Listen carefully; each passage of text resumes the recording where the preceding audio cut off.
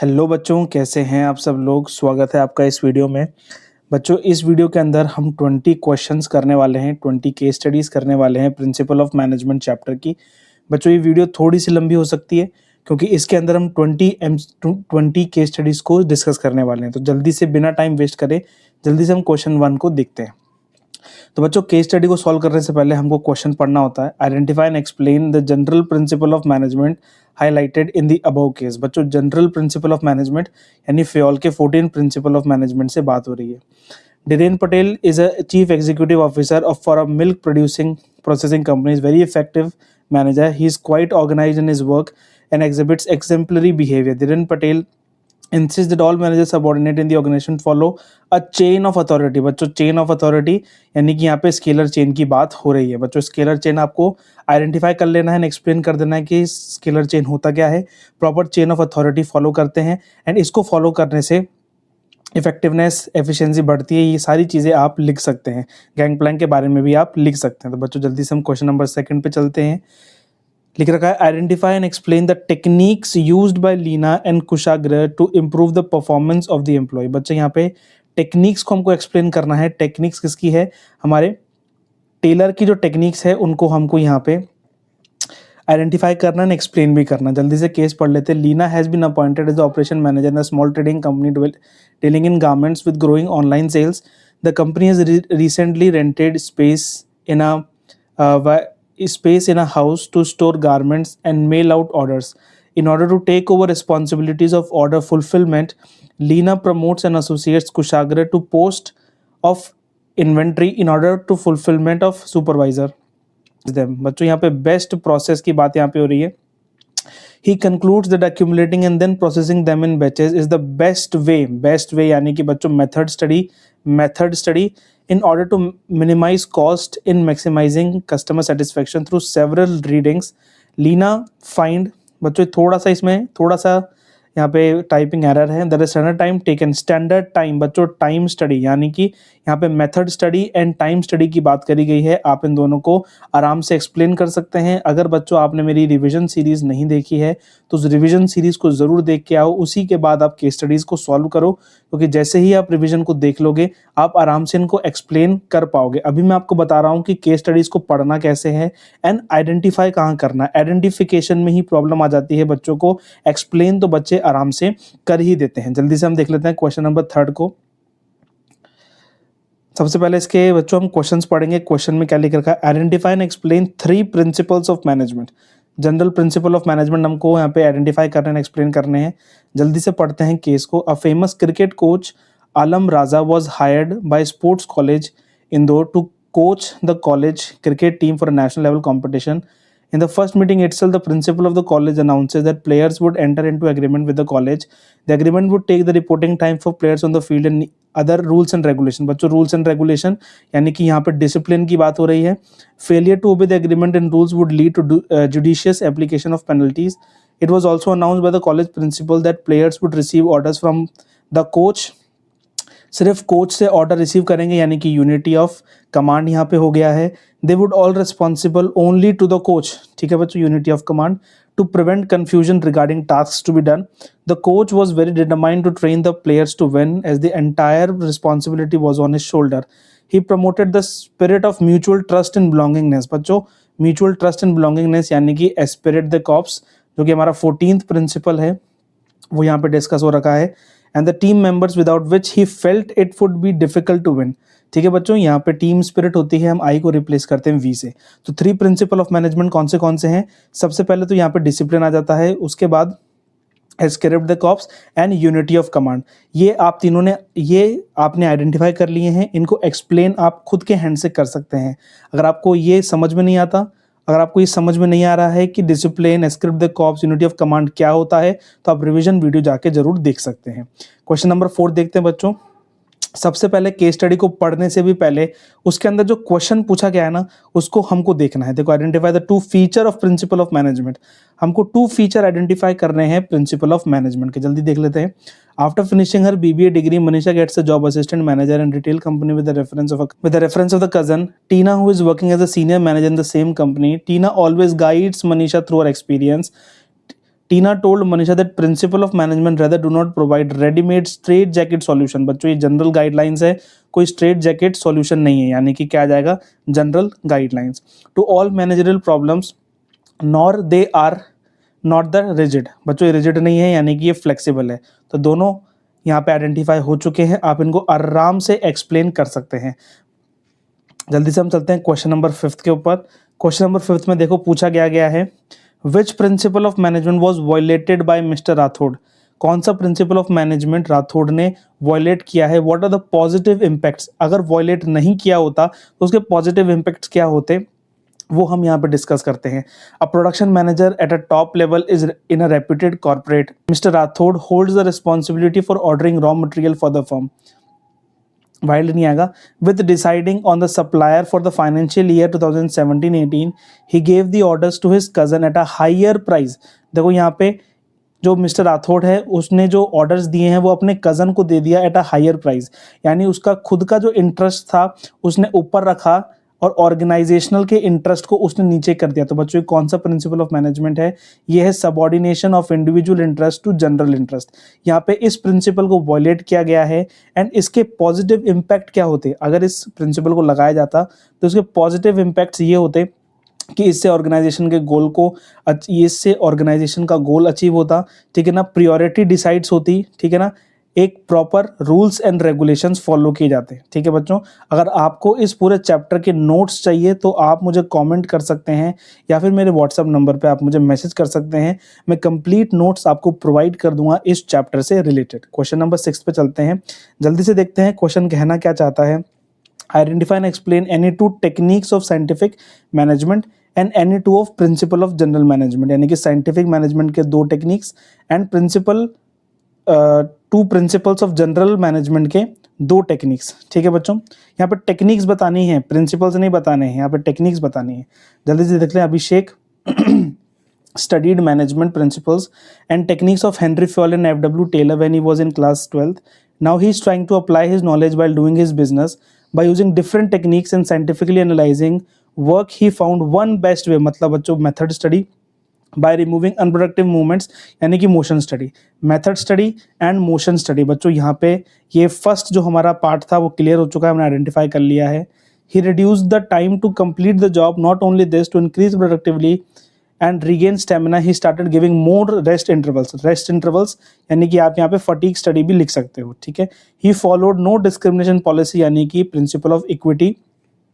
He ensured that compensation should be fair, यानी कि बच्चों रेम्यूनरेशन यहाँ पे गिवन है एंड यहाँ पे प्रिंसिपल ऑफ इक्विटी फॉलो किया गया है। आइडेंटिफिकेशन आपको बहुत आसानी से हो गया है एंड आप जनरली इसको आराम से एक्सप्लेन कर सकते हैं।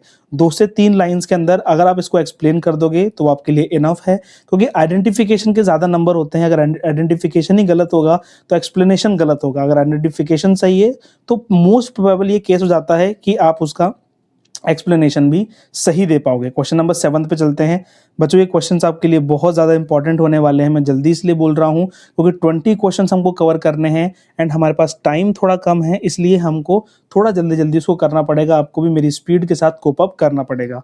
Identify and explain the various principles of scientific management. Various principles of scientific management हमको यहाँ पर डिस्कस करना है, जल्दी से देख लेते हैं। मोहित is desirous of setting up a small factory to manufacture different kinds of eco-friendly packaged material। अच्छा, वो एक मैन्युफैक्चर यूनिट सेट करना चाहता है। He proposes to adopt logical approach. बच्चों लॉजिकल अप्रोच यानी कि science, not rule of thumb. Thumb का रूल नहीं होना चाहिए, लेकिन साइंस हमेशा अप्लाई होनी चाहिए हर एक डिसीजन को लेने के अंदर, rather than hit and trial method. He knows this result in tremendous saving of human energy as well as waste of time and materials. He plans to adopt paternalistic style. बच्चों paternalistic style यानी कि कोई भी class conflict नहीं होगा manager and worker के बीच में। ठीक है, दोनों के अंदर हार्मनी रहेगी, डिस्कॉर्ड नहीं रहेगा। Moreover he seeks the opinion of his workers. जब भी हम ओपिनियन सीख करते हैं, जब भी हम उनको इंसेंटिव्स प्रोवाइड करते हैं, तो वो कहाँ पे आ जाता है, वो कॉर्पोरेशन नॉट इंडिविजुअलिज्म में आ जाता है। ठीक है बच्चों, क्योंकि हम यहाँ पे कॉर्पोरेट होके काम कर रहे हैं, कॉर्पोरेशन के साथ काम कर रहे हैं। तो बच्चों 3 प्रिंसिपल्स ऑफ साइंटिफिक मैनेजमेंट हमने यहाँ पे डिस्कस कर लिए हैं। एक्सप्लेन आप उनको आराम से कर सकते हैं। अगर अभी तक आपको एक्सप्लेन करना नहीं आया है तो आप मेरी वीडियो जो कि revision of chapter number 2 principal of management है, उसको जाके रेफर कर सकते हैं एंड देख सकते हैं, डिस्क्रिप्शन में उसका लिंक आपको मिल जाएगा। क्वेश्चन नंबर 8 को हम देखते हैं। सबसे पहले इसकी रिक्वायरमेंट पढ़ लेते हैं। Identify and explain the various principal of management that is discussed. ठीक है, प्रिंसिपल ऑफ मैनेजमेंट को हमको देखना है, जल्दी से देख लेते हैं। Question number 8, Neeraj is selected in the post of software developer in IT company.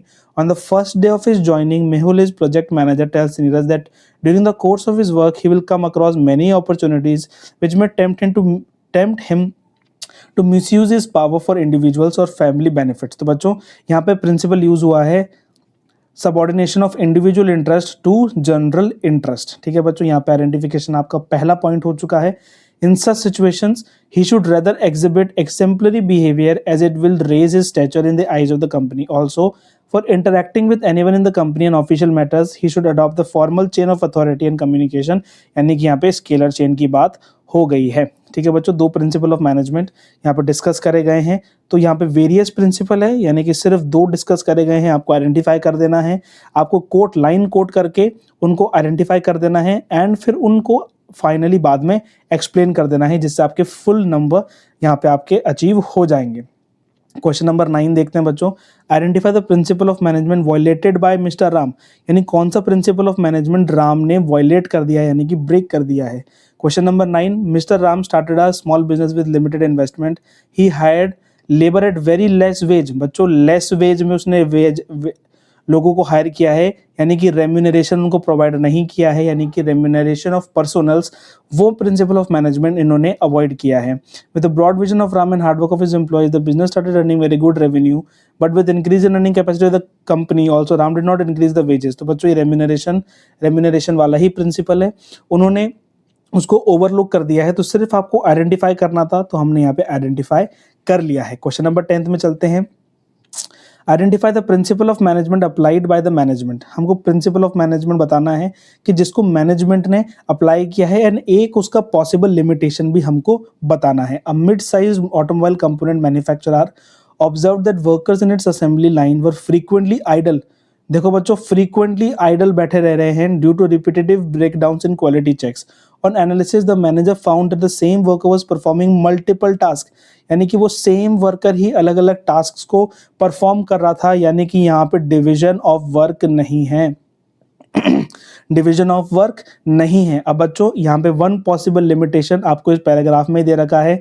देखो, चेकिंग क्वालिटी चेकिंग नहीं होगी, ठीक है ना, पैकेजिंग अच्छी नहीं होगी, कंफ्यूजन हो जाएगा, एरर हो जाएगा, स्पेशलाइजेशन नहीं हो पाएगा ढंग से। तो वो सारी लिमिटेशन आप यहाँ पे लिख सकते हो। क्वेश्चन नंबर 11 की सबसे पहले हम रिक्वायरमेंट पढ़ते हैं। ये सेकंड नहीं है, ये फर्स्ट है एंड ये सेकंड है। ठीक है बच्चों, Which principle of management is highlighted in the above case? What were the limitations? है ना, पहले सिस्टम की लिमिटेशन क्या थी एंड कौन सा प्रिंसिपल अप्लाई करा गया जिससे वो लिमिटेशन हट सके। हमको देखना है how does the revised approach help in improving performance. ठीक है बच्चों, 2 क्वेश्चन है, जल्दी से देखते हैं। Question number 11, a fast growing logistic company operates branches across India. Initially all decision were taken at the head office. बच्चों यानी कि जो पहले की अप्रोच थी वो थी सेंट्रलाइजेशन, लेकिन अब उन्होंने क्या किया, the company later allowed branch manager to take operational decisions. अब देखो, पहले उनका था सेंट्रलाइज्ड मैनर, ठीक है ना, डिसीजन मेकिंग का, अब उन्होंने कर लिया डिसेंट्रलाइज। यानी कि सेंट्रलाइजेशन के क्या लिमिटेशंस थे। तो बच्चों लिमिटेशंस देखो यहाँ पे पूछा गया है कि प्रीवियस सिस्टम के, यानी कि इस सिस्टम के क्या लिमिटेशंस थे। तो हमको लिमिटेशन बता देना है कि यहाँ पे डिसीजन मेकिंग कम है, ठीक है ना, एम्प्लॉय की क्रिएटिविटी, एम्प्लॉय की परफॉर्मेंस यहाँ पे बिल्कुल डाउन हो जाती है, क्योंकि वो कोई भी क्रिएटिव पार्ट में, इनोवेटिव पार्ट में इन्वॉल्व नहीं होता है। ठीक है, और न्यू सिस्टम की अप्रोच से क्या परफॉर्मेंस इंक्रीज हुई। तो बच्चों यहाँ पे डिसीजन मेकिंग थोड़ा फास्ट हो गया है, एम्प्लॉय का मोरल बढ़ गया है, एफिशिएंसी बढ़ गई है, कंपनी की प्रोडक्टिविटी बढ़ गई है। ठीक है, तो ये 3-4 आप प्रिंसिपल आराम से लिख सकते हो। अगर ये 2 नंबर का है तो आप 2 इसके फायदे लिख सकते हो। अगर ये 2 नंबर का है तो आप जो परफॉर्मेंस में इंप्रूवमेंट हो रहा है, जो हम यहाँ पे ये लिखे हैं, आप कोई सा भी 2 यहाँ पे बना के लिख सकते हो। तो मैं होप करता हूँ बच्चों कि आपको ये क्वेश्चन भी बहुत अच्छी तरीके से क्लियर हो गया होगा। जल्दी से हम चलते हैं क्वेश्चन नंबर 12 पे, पढ़ते हैं इसके question. Identify the principle of management. Mostly बच्चों आपको यही टाइप के क्वेश्चन आपके सीबीएसई बोर्ड एग्जामिनेशन में देखने को मिलेंगे, क्योंकि सीबीएसई बहुत सालों से, पिछले सालों से 5 to 10 ईयर से यही क्वेश्चन, इसी टाइप ऑफ क्वेश्चन पूछे जा रहा है। एंड आपको इस टाइप ऑफ क्वेश्चन को बहुत अच्छी तरीके से मास्टर कर लेना है। आपके 14 प्रिंसिपल ऑफ मैनेजमेंट एंड आपके 4 साइंटिफिक प्रिंसिपल्स एंड उसकी टेक्निक्स, 4 टेक्निक्स जो हैं, 4 या 5 टेक्निक्स जो भी उनकी है, वो आपको बहुत अच्छी तरीके से मास्टर करते हुए चलना है। ठीक है बच्चों, जल्दी से हम देख लेते हैं। A retail chain notice that trained sales executive were leaving the organisation frequently though wages were competitive, employees felt insecure. बच्चों इनसिक्योरिटी की बात हो रही है, यानी कि स्टेबिलिटी ऑफ टेन्योर की बात हो रही है, स्टेबिलिटी ऑफ टेन्योर की बात हो रही है। यहाँ पे जो एम्प्लॉयज हैं वो अपने आप को इनसिक्योर महसूस कर रहे हैं, क्योंकि कंपनी उनको कोई भी दिलासा नहीं दिला पा रही है कि हम आपको अपनी ऑर्गेनाइजेशन के अंदर रखेंगे। क्यों नहीं दिला पा रही है? क्योंकि उस ऑर्गेनाइजेशन में फ्रीक्वेंट ट्रांसफर्स हो रहे हैं। ठीक है, and lack of career growth. बच्चों मैंने आपको ये रिवीजन में बताया था, ठीक है, कि स्टेबिलिटी ऑफ पर्सनल्स में क्या जाता है, ट्रांसफर अगर कंपनी ज़्यादा करेगी तो हम इनसिक्योरिटी को कम नहीं कर पाएंगे। The management reviewed it's HR practices and introduce job security measures and long term development plans. तो बच्चों प्रिंसिपल ऑफ मैनेजमेंट तो स्टेबिलिटी ऑफ टेन्योर ही है। एंड इसके क्या बेनिफिट्स हैं अगर हम इसको फॉलो करेंगे? तो सबसे पहले बच्चों सिक्योरिटी बनी रहेगी, एम्प्लॉय टर्नओवर नहीं होगा। ठीक है, एम्प्लॉयज ऑर्गेनाइजेशन को छोड़ के नहीं जाएंगे तो मैनेजमेंट को कम खर्च करना पड़ेगा दूसरे लोगों को रिक्रूट करने के लिए। ठीक है, ट्रेनिंग में पैसा नहीं जाएगा, टाइम नहीं जाएगा, कॉस्ट कम होगा, टाइम कम होगा, एफिशिएंसी बढ़ेगी, यूटिलाइजेशन ऑफ रिसोर्सेज अच्छा होगा। तो ये सारे पॉइंट्स आप लिख सकते हो। अगर आपको कंप्लीट एक्सप्लेनेशन चाहिए तो आप प्लेलिस्ट में जाके कंप्लीट एक्सप्लेनेशन की वीडियोस भी देख सकते हैं। वन शॉट चाहिए तो वन शॉट देख सकते हैं। एंड आपको पर्सनल मुझसे पढ़ना है बच्चों, तो आप पर्सनली भी मुझे मैसेज कर सकते हैं या फिर कमेंट कर सकते हैं इस चैप्टर के लिए। ठीक है बच्चों, क्वेश्चन नंबर 13 देख लेते हैं। इसकी requirement, name the principle of management applied here, how this principle helps in organisational growth. सबसे पहले बच्चों अगर आपने यही अगर गलत आइडेंटिफाई करा ना, तो एग्जामिनर अपने आप ये और ये गलत आपके क्वेश्चन कर देगा। क्यों? क्योंकि उस प्रिंसिपल के बेसिस पे ही सेकंड और थर्ड क्वेश्चंस पूछे जा रहे हैं। ठीक है, in a technological startup employees were reluctant to suggest improvement. बच्चों अगर आपको अभी तक चैप्टर की पकड़ नहीं आई है, अगर आपको आ चुकी है, तो आप यहीं पे बता सकते हो कि ये प्रिंसिपल ऑफ इनिशिएटिव यहाँ पे बात हो रही है। ठीक है, rejection of by supervisor, for this the founders encourage employees to experiment with ideas and reward useful suggestions। देखो बच्चों मैंने बोला था यहाँ पे प्रिंसिपल ऑफ इनिशिएशन की ही बात हो रही है, तो यहाँ पे ये फर्स्ट क्वेश्चन तो क्लियर है। How does this principle help in organisational growth? बच्चों क्या होगा, नए नए इनोवेशंस आएंगे तो क्रिएटिविटी बढ़ेगी, ऑर्गेनाइजेशन की परफॉर्मेंस बढ़ेगी, काम कम समय में होगा, एम्प्लॉय का मोरल बूस्ट होगा, एम्प्लॉय भी मोटिवेटेड रहेगा, टर्नओवर कम होगा। ठीक है ना, तो ये सारी चीज़ हैं जो इसके एक तरीके से सिग्निफिकेंस है या फिर इंपॉर्टेंस है। ठीक है, why might this principle be difficult to implement in large organisation? बच्चों ऑर्गेनाइजेशन बहुत ज़्यादा लार्ज हो जाती है, तब हम सबसे इनिशिएशन नहीं ले सकते, सब कुछ हम, है ना, सब लोगों से, एम्प्लॉय से नहीं पूछ सकते, क्योंकि वहाँ पे स्टैंडर्ड ऑपरेटिंग प्रोसीजर्स वहाँ पे फॉलो किए जाते हैं। तो हर किसी से राय लेना बहुत कॉस्टली हो सकता है। अगर वो राय गलत हो गई, अगर वो इनिशिएशन गलत हो गया, तो बहुत ज़्यादा हैवी कॉस्ट हमको उठाना पड़ सकता है। क्वेश्चन नंबर 14 देखते हैं। Identify the principle of management highlighted here. Question number 14, a distribution centre ensured that physical resource were arrange properly but employees. देखो physical resource were arrange properly, यानी कि यहाँ पे प्रिंसिपल ऑफ ऑर्डर की बात करी गई है। Workers were reporting to the wrong supervisors resulting in delays and conflicts. The management changed the structure of reporting and relationship, clarified job position. Identify the principle of management, principle of order. Two aspects, यानी कि order of men and order of material, men and material। ठीक है बच्चों, ये आपको clear होना चाहिए। State one consequence of violating this principle. अगर हमने ये प्रिंसिपल वायलेट कर दिया तो हमको पता नहीं लग पाएगा कि कहाँ पर किसकी पोजीशन है, हमको किसको रिपोर्ट करना है, क्या स्ट्रक्चर है ऑर्गेनाइजेशन का। एंड अगर मटेरियल सही जगह अवेलेबल नहीं है तो प्रोडक्शन में डिलेज होंगे, प्रोडक्शन में कॉस्ट बढ़ेगी, टाइम लगेगा, एफिशिएंसी कम हो जाएगी एंड इफेक्टिवनेस भी कम हो जाएगी। क्वेश्चन नंबर 15 देख लेते हैं बच्चों। मैं होप करता हूँ कि आपको सारे क्वेश्चन समझ में आ रहे होंगे। 5 मोर क्वेश्चन हमको करने हैं। ये वीडियो थोड़ी सी लंबी हो जाएगी बच्चों, लेकिन ये आपके लिए बहुत ज़्यादा इंपॉर्टेंट इंपॉर्टेंट है।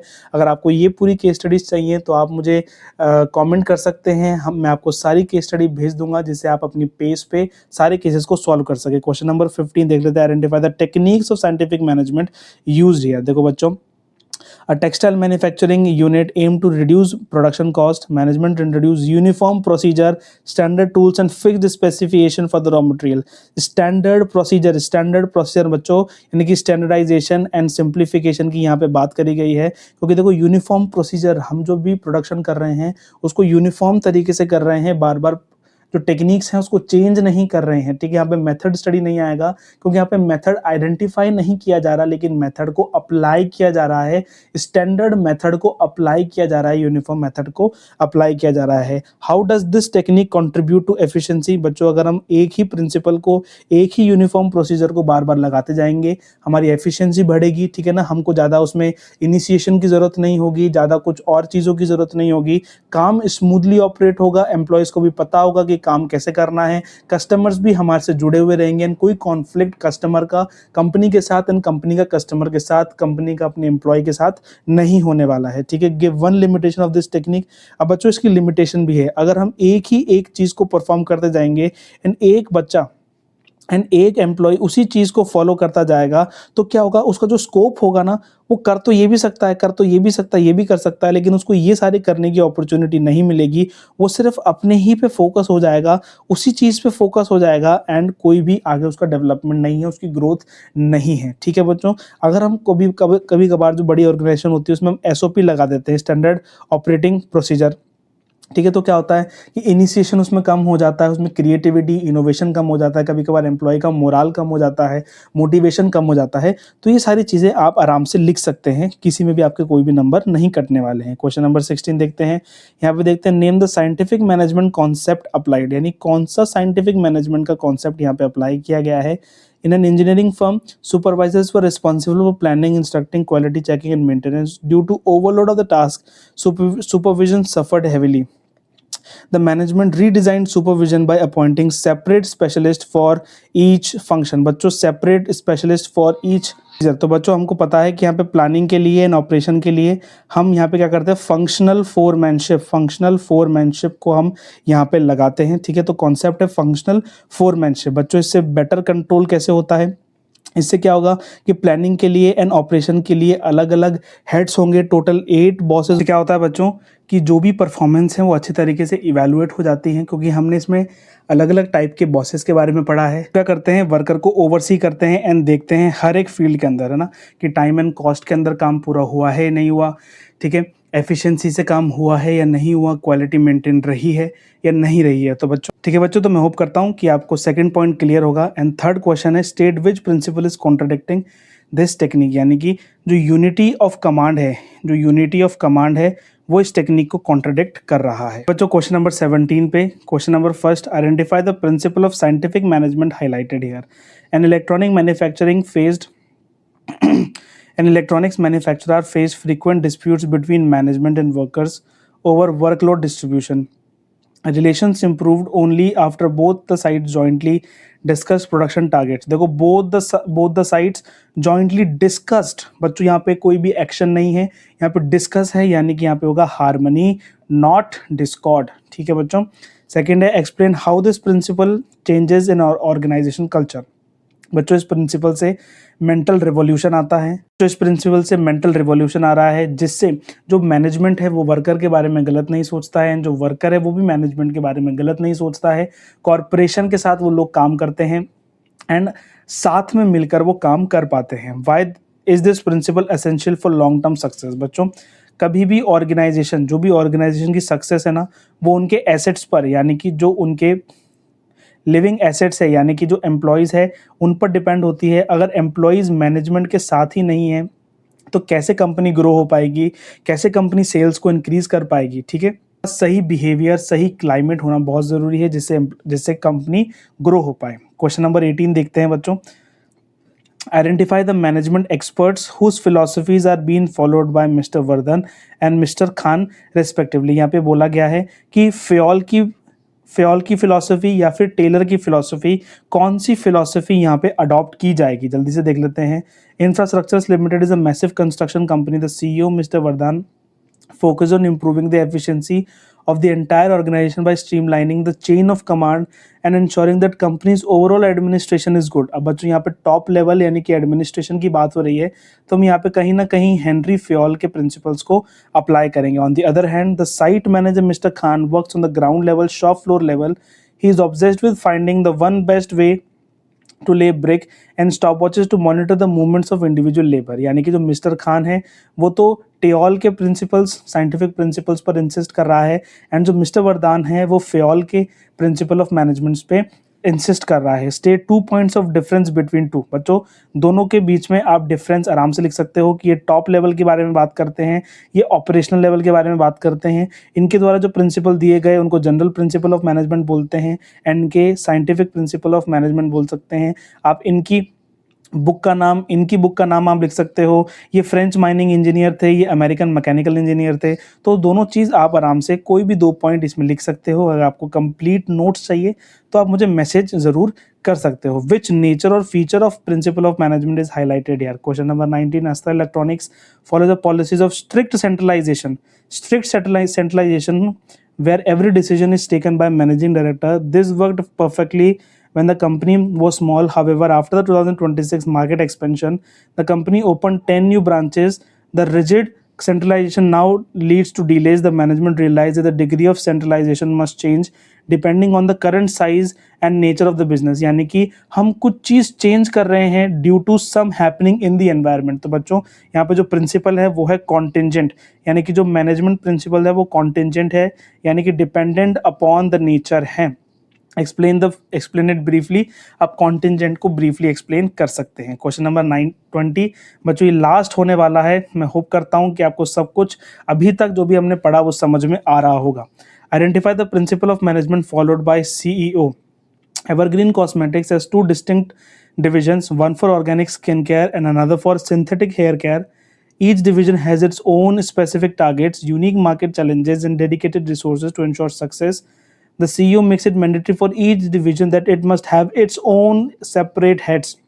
बच्चों यहाँ पे यूनिटी ऑफ डायरेक्शन की बात करी गई है, क्योंकि यहाँ पे लिख रखा है each must have their own separate heads and its own distinct plan to action। यानी कि 1 यूनिट 1 डायरेक्शन होनी चाहिए। तो यहाँ पे यूनिटी ऑफ डायरेक्शन को फॉलो किया गया है। यानी यूनिटी ऑफ कमांड से कैसे डिफरेंट है, तो बच्चों यहाँ पे ना एक यूनिट एक डायरेक्शन में काम कर रही है, और यहाँ पे यूनिटी ऑफ कमांड में एक बॉस अपने सबॉर्डिनेट को गाइड कर रहा है। ठीक है ना, यहाँ पे डायरेक्शन मिल रही है काम करने की, लेकिन यहाँ पे सारा यूनिट मिलके, सारे लोग मिलकर एक ही डायरेक्शन में मूव कर रहे हैं। ठीक है, कोई अलग अलग डायरेक्शन में मूव नहीं कर रहा है। तो बच्चों यही इसका मेन डिफरेंस है।